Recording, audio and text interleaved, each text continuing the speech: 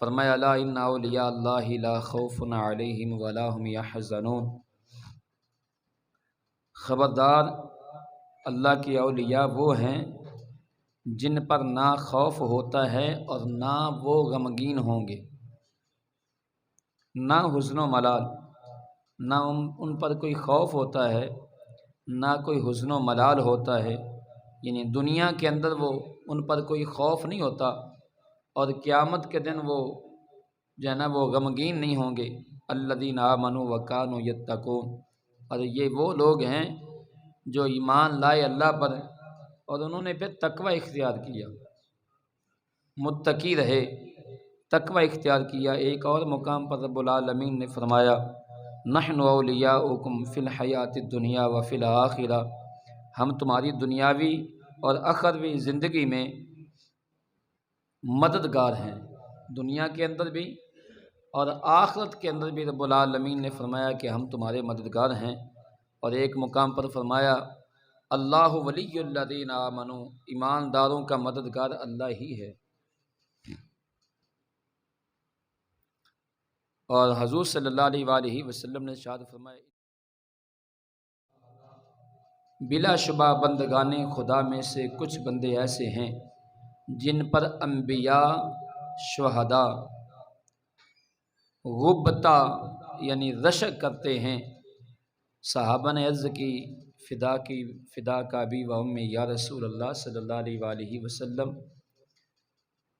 یا رسول اللہ صفہم لنا لعلنا نحبہم، یا رسول اللہ صلی اللہ علیہ وآلہ وسلم ہمیں ان کی پہچان بتا دیجئے تاکہ ہم ان کو پہچان لیں، تاکہ ہم ان سے محبت قائم رکھیں۔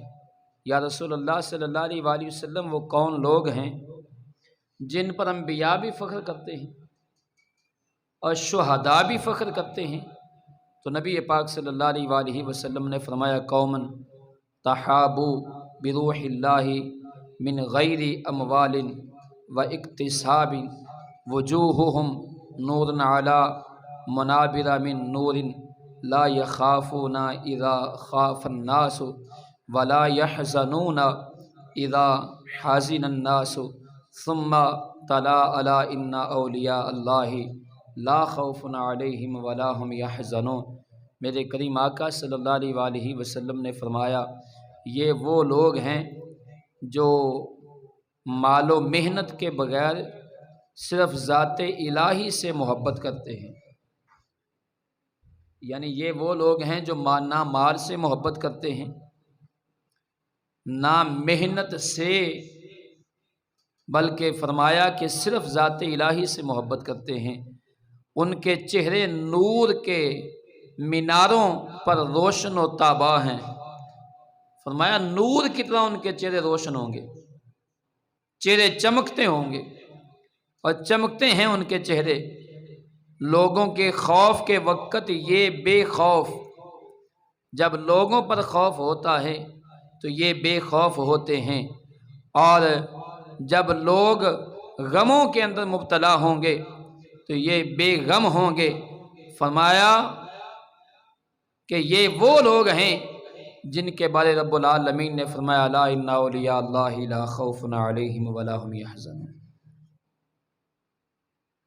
ایک حدیث قدسی میں اللہ رب العزت فرماتا ہے من آذا ولیا فقد استحل محاریتی، جس نے میرے ولی کو ایذا دی اس سے میرا لڑنا حلال ہوا۔ جس نے میرے ولی کو تکلیف دی، میرے ولی کو پریشان کیا، میرے ولی کو جس نے ایذا دی،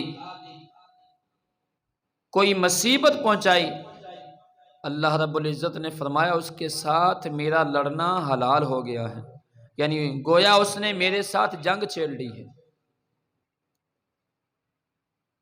کون ہے جو اللہ کے ساتھ جنگ کرے؟ کوئی ہے جو اللہ کے ساتھ لڑ سکے؟